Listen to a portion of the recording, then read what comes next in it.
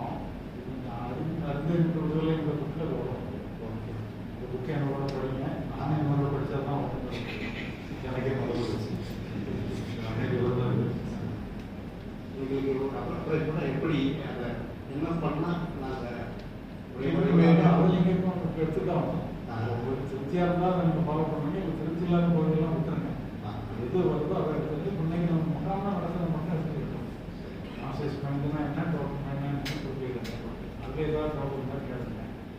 இந்த அடிமனங்கிறது வந்து நம்மளுடைய டோட்டல் மைண்டில் ஒரு பகுதியாக இருக்குது.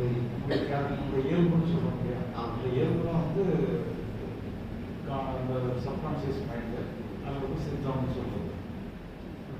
ஆழ்மனங்கிறது என்னோட பர்டிகுலர் இது வந்து காஸ்மிக் மைண்டோட பகுதியாக அதெல்லாம் நம்மளோட டீல் பண்ணி அவசியம். மனதில் ஒரு பகுதிக்கு எடுத்துக்கலாம்.